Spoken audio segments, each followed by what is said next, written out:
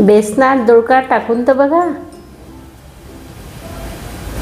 नमस्कार, त्रिगुणास किचनमध्ये आज आपण पाहणार आहोत दोडक्याचे भजे, कांद्याचे भजे, पालकाचे भजे, मिरचीचे भजे, सगळे म्हणजे असे वेगवेगळ्या प्रकारचे। पण तुम्ही जर एक वेळ दोडक्याचे भजे कराल तर वारंवार करतच राहाल, एवढे चांगले चविष्ट दोडक्याचे भजे होतात। त्यासाठी मी हे 2 दोडके घेतलेले आहे। आता हे बारीक कापून घेते। समोरचं हे देठ आहे हे काढून टाकायचं आणि बारीक बारीक दोडके गोल गोल कापून घ्यायचे।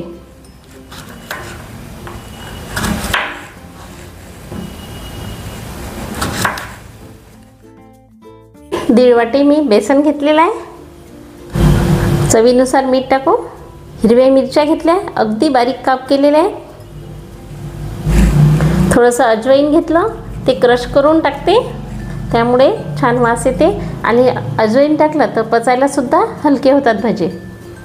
हिरवी मिरची आणि जिरं याचं बारीक मिक्सरमधून काढून घेतलं। आता हे सगळं कोरडं मिक्स करून घेते। कोथिंबीर टाकते आणि आवश्यकतेनुसार पाणी टाकून मिक्स करून घेते।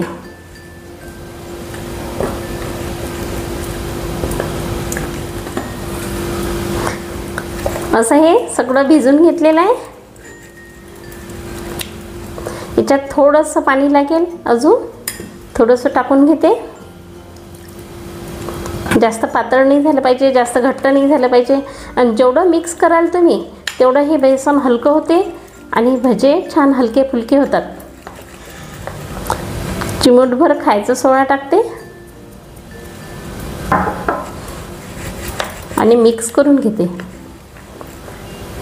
अशा पद्धतीचं हे बेसन एवढंच बॅटर आपल्याला पाहिजे भिजवलेलं।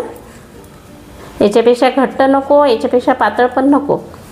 मिरच्या तळण्यासाठी मिरच्या अशा उभ्या कापून घेते, जेणेकरून त्या उडणार नाही। कढईत तेल गरम झालेलं आहे, मीडियम हीटवर तळायचं, कारण की बेसन पातळ असते, त्यामुळे त्या बेसन भिजवते तेव्हा पाणी भरपूर असते। गरम तेल टाकून घेतलं बेसनावर, त्यामुळे भजे कुरकुरीत येतील। तेल गरम झालं की नाही तर कसं पाहायचं, तर थोडंसं बेसन घ्यायचं, याच्यामध्ये टाकायचं। ते बघू शकता तुम्ही, एकदम वर आलेलं आहे बेसन। याचा अर्थ आपल्याला पाहिजे तसं तेल गरम झालेलं आहे। आता मिरच्या तळून घेऊ।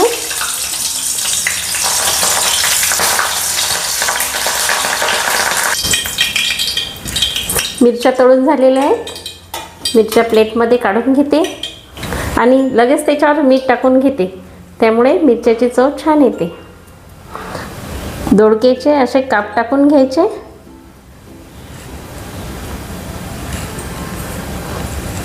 आणि असा पाण्याचा हात घेऊन हे काप मिक्स करून घ्यायचे बेसनात आणि असा एक एक भजा तळून घ्यायचा। तुम्हाला जर माझे रेसिपीज आवडत असतील तर माझ्या चॅनलला सबस्क्राईब करा, व्हिडिओला लाईक करा आणि शेअर करा।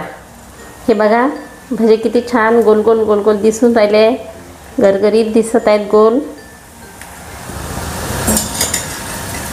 आता असे उलटून घ्यायचे।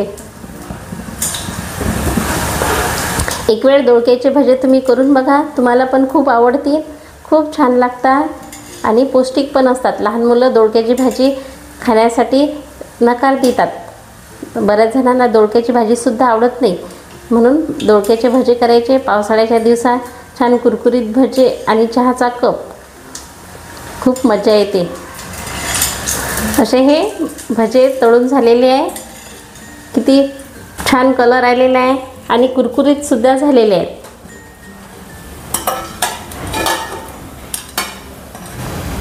असे हे भजे खाण्यासाठी तयार आहेत। एक यातला तोडून दाखवते।